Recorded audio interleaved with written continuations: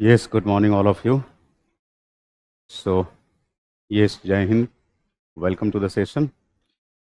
You must be aware of the resignation of Vice President Jagdeep Dhankar from his office. He resigned himself yesterday, citing the health concerns. तो थोड़ा सा उपराष्ट्रपति के इस्तीफे से संबंधित जो संवैधानिक कानूनी प्रावधान है, थोड़ा उस पर बात कर लेते हैं, फिर हम लोग ऑनगोइंग चर्चा में आगे बढ़ेंगे। ठीक है, देखिए, जो वाइस प्रेसिडेंट ऑफ इंडिया होता है वो बेसिकली उसका जो मेन कार्य होता है वो राज्यसभा के पदेन सभापति के रूप में वो अपनी भूमिका का निर्वहन करता है। तो खैर, इन मुद्दों पर हम बात अभी नहीं करेंगे। अभी कुछ वैसी ज्वलंत बातें डिस्कस करेंगे जिनका सीधा संबंध राष्ट्रपति के इस्तीफे, उपराष्ट्रपति के इस्तीफे से है। तो आपको बताऊं, इंडियन कॉन्स्टिट्यूशन के अंदर if you look into part 5, under part 5, article 67, so article 67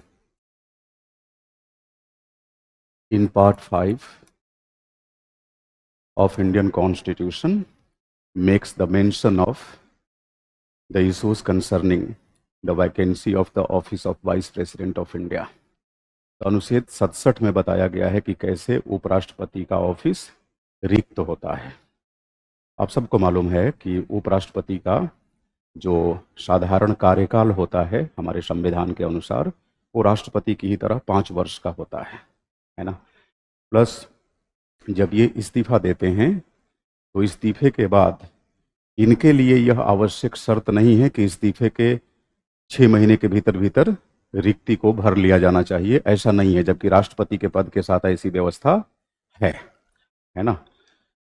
तो इसके लिए संविधान में बस इतना उल्लेख है कि once the vacancy creates in the office of the vice president it shall be filled up as soon as possible, शीघ्र इसे भर लिया जाना चाहिए।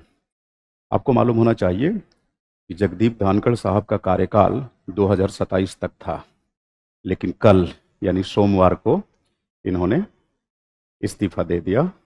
स्वास्थ्य कारणों के कारण इन्होंने कहा कि चिकित्सकों ने हमें सलाह दिया है कि आपको चिकित्सकीय निगरानी में रहना है, लिहाजा उपराष्ट्रपति के दायित्वों के निभाने के साथ साथ मैं स्वास्थ्य के साथ संतुलन नहीं बना पा रहा हूं और इसी कारण इन्होंने रिजाइग्नेशन दे दिया। तो देखिए, मैंने बताया ना कि article 67 in part 5 of Indian constitution makes the mention of the vacancy of the office of vice president of India. तो आर्टिकल 67 के अंदर कुल 3 उप धाराएं हैं, या कह लीजिए 3 परंतुक है, जिनको आम बोलचाल की भाषा में 3 खंड कहते हैं, है ना।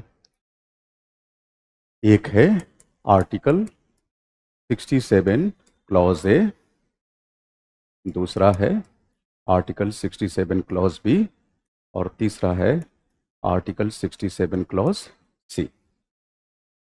आर्टिकल 67 क्लॉज ए में साफ साफ लिखा है कि उपराष्ट्रपति अपने हस्ताक्षर सहित लेख के माध्यम से राष्ट्रपति को संबोधित करते हुए अपना इस्तीफा सौंप सकते हैं। ये 67 ए में है। और 67 बी में जो पद रिक्ति का प्रावधान है वो बेसिकली उपराष्ट्रपति की पहल पर आधारित नहीं है, बल्कि संसद के उच्च सदन यानी काउंसिल ऑफ स्टेट्स जिसको बोलते हैं राज्यसभा की पहल पर उपराष्ट्रपति को पद से हटाने की प्रक्रिया की बात है ना। तो 67 clause B it simply talks about the removal of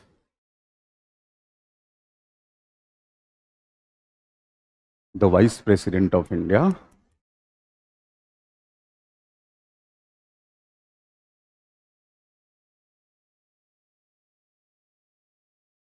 from his office, यानी उपराष्ट्रपति को उनके पद से हटाए जाने का प्रावधान यहां दिया हुआ है।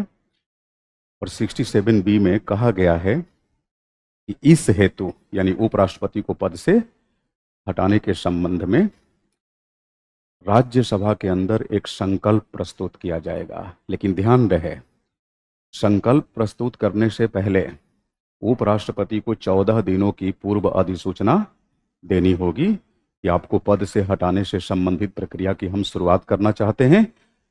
आपको अगर कोई स्टैंड रखना है तो आप रखें, ठीक है। तो 14 डेज प्रायर नोटिस सर्व करने के बाद रिजोल्यूशन को सरफेस किया जाता है राज्यसभा के अंदर, यानी राज्यसभा के पटल पर रखा जाता है, ठीक है। राज्यसभा उस रिजोल्यूशन को, रिजोल्यूशन मीन्स हिंदी में संकल्प बोलते हैं, a kind of self contained motion, substantive motion. Substantive motions are termed as resolutions. आप सामान्य भाषा में कह सकते हैं अति महत्वपूर्ण प्रस्ताव। तो उपराष्ट्रपति को पद से हटाने से संबंधित जो प्रस्ताव होगा वो कोई सामान्य प्रस्ताव तो होगा नहीं, इसीलिए उसको हम संकल्प कहकर संबोधित करते हैं, रिजोल्यूशन। अब राज्यसभा के अंदर रिजोल्यूशन प्रारंभ होगा, ध्यान रखिएगा। लोकसभा के अंदर ऐसी कोई प्रक्रिया प्रारंभ नहीं हो सकती, मतलब उपराष्ट्रपति को पद से हटाने से संबंधित। लोकसभा यहां केवल अनुमोदक की भूमिका निभाती है। अभी उस पर आएंगे हम लोग। अब जैसे मान लीजिए अ resolution seeking the removal of the vice president of India from his office shall have to be introduced into the Rajya Sabha. The Rajya Sabha shall be passing the resolution with the help of effective majority. देखिए, भारत की राजनीतिक लोकतांत्रिक प्रक्रिया में, खास करके विधायी प्रक्रिया में, कुछ अलग अलग तरह की बहुमतों का प्रयोग किया जाता है, मेजॉरिटी का प्रयोग किया जाता है। आप इससे अवगत होंगे, जैसे साधारण बहुमत, पूर्ण बहुमत, विशेष बहुमत। उसी तरह से एक और बहुमत है जिसका नाम है वास्तविक बहुमत। वास्तविक बहुमत को अंग्रेजी में इफेक्टिव मेजॉरिटी कहते हैं, ठीक है, इफेक्टिव मेजॉरिटी, वास्तविक बहुमत। वास्तविक बहुमत का मतलब होता है कि जो सदन की टोटल स्ट्रेंथ है उसमें से जब हम वैकेंसीज को रिड्यूस कर देते हैं, रिडक्शन के बाद जो संख्या बचती है उसको हम वास्तविक संख्या कहते हैं, है ना। Means if from total strength the vacancies be reduced, whatever the residue is left is called effective strength, okay, and more than 50% of this effective strength is termed as effective majority. यानी effective strength का आधे से अधिक की बहुमत। एक simple example के माध्यम से आपको बताता हूं। जैसे राज्यसभा की फिलहाल टोटल स्ट्रेंथ है 245, ठीक। मान लीजिए 245 में से 5 सीटें खाली हैं, है ना, तो 5 वैकेंसी है जो भरी जानी है, अभी भरी नहीं है। तो 245 में से 5 को आप डिड्यूस कर लीजिए, बचा कितना, 240। तो टोटल स्ट्रेंथ 245 हो गई, टोटल नंबर ऑफ वैकेंसीज 5 हो गई। So what's about effective strength, these vacancies should be reduced from the total strength. तो आप 245 से 5 को रिड्यूस करेंगे, कितना बचा, 240, और 240 के आधे से अधिक तो कितना हो गया, एटलीस्ट 121, यही ना, यही होगा, हाँ भाई 120 तो आधा होगा, आधे से अधिक तो 121। तो एटलीस्ट ये वाली बहुमत चाहिए, इसी को हम बोलते हैं इफेक्टिव मेजॉरिटी। इसी को हिंदी में वास्तविक बहुमत, आम बोलचाल की भाषा में असरदार बहुमत कहते हैं। तो राज्यसभा में इसी बहुमत से उस संकल्प को पारित किया जाएगा। ये पूरी गाथा कहाँ गाई गई है संविधान में, अनुच्छेद 67 परंतुक ब में, यानी आर्टिकल 67 क्लॉज बी में, नहीं ए में तो रिजाइग्नेशन वाला। तो धानकर साहब ने 67 ए का सहारा लिया है, बी का सहारा नहीं लिया है। लेकिन इनके ऊपर सदन ने पिछले शीतकालीन सत्र जो 2024 का था, जो नवंबर दिसंबर में आयोजित हुआ था, तो आपको मालूम होगा, पढ़ा होगा न्यूज में, इनके खिलाफ रिमूवल मोशन लाया गया था। हालांकि वो सफल नहीं हुआ, लेकिन प्रयास किया गया था पद से हटाने को लेकर। इन पर आरोप लगा था कि ये बायस्ड होकर लेजिस्लेटिव बिजनेस को रेगुलेट करते हैं। तो खैर ऑपोजिशन की तरफ से ऐसा किया गया, बट वो सफल नहीं हो पाया। तो मैं 67B की बात आपको बता रहा था। अब जैसे ही राज्यसभा में ये संकल्प पारित होगा, अब ये संकल्प कहां पर ट्रांसफर किया जाएगा, लोकसभा में। Lok Sabha merely acts as ratifying house. Rajya Sabha द्वारा पारित संकल्प के ऊपर लोकसभा केवल व केवल अपना अनुमोदन पेश करती है। ये एक रिचुअल है। अनुमोदन कैसे पेश किया जाता है? साधारण बहुमत से। यानी साधारण बहुमत से वो रेटिफाई करेगी कि yes, whatever the decisions have been taken by the Rajya Sabha in the form of passage of the resolution we ratify the same। हम उसे अपना अनुमोदन प्रदान करते हैं और इसी के साथ ये इनका पद रिक्त हो जाएगा। और 67C में कहा गया है कि जब तक उपराष्ट्रपति का पद भरा नहीं जाता तब तक पहले से जो राष्ट्रपति हैं वही उस पर बने रहेंगे। और ये भी व्यवस्था नहीं की गई है कि कितने दिनों के भीतर वो पद भरा जाएगा, बस ये लिखा हुआ है शीघ्रता शीघ्र। तो ये एक जटिलता है उपराष्ट्रपति के पद को लेकर। यही एक संवैधानिक प्रावधान था कुछ जो मुझे आपको बताना था। वैसे आपको बताऊं, कार्यकाल पूरा होने से पहले हमारे यहाँ अभी तक 3 ऐसे उपराष्ट्रपति हुए हैं जिन्होंने अपना इस्तीफा दिया। मतलब 3 क्या हुए तो बेसिकली 6 हैं, लेकिन 3 ऐसे हुए हैं जो अन्य कारणों से इस्तीफा दिए, जैसे स्वास्थ्य वगैरह या कोई अन्य कारण। इसमें सबसे पहले नाम आता है 2007 भैरव सिंह शेखावत साहब का नाम सुना होगा आपने।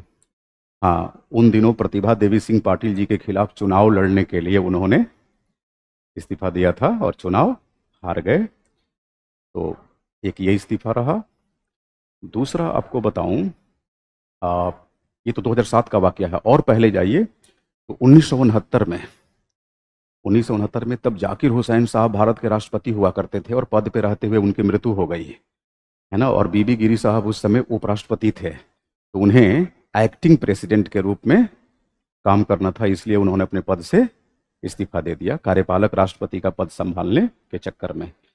तो 2 और तीसरा कल इस्तीफा दिया हमारे धनखड़ साहब, तो 3 हो गए। इसके अलावे आपको बताऊं, इसके अलावे 3 ऐसे उपराष्ट्रपति हुए जो राष्ट्रपति पद पर निर्वाचित होने के बाद उपराष्ट्रपति पद का कार्यकाल पूरा किए बगैर इस्तीफा दिए। एक नीलम संजीव रेड्डी, फिर आर वेंकट रमन और KR नारायणन। तो ये बेसिकली उपराष्ट्रपतियों के, मतलब भारत में उपराष्ट्रपतियों के इस्तीफे का अब तक का इतिहास है। तो बस यही सिंपल जानकारी आपके साथ साझा करनी थी। तो अब हम लोग अपने ऑनगोइंग टॉपिक पर आते हैं। इस चर्चा को यहीं विराम देते हैं क्योंकि मुझे लगा कि थोड़ी सी इस पर डिस्कशन होनी चाहिए।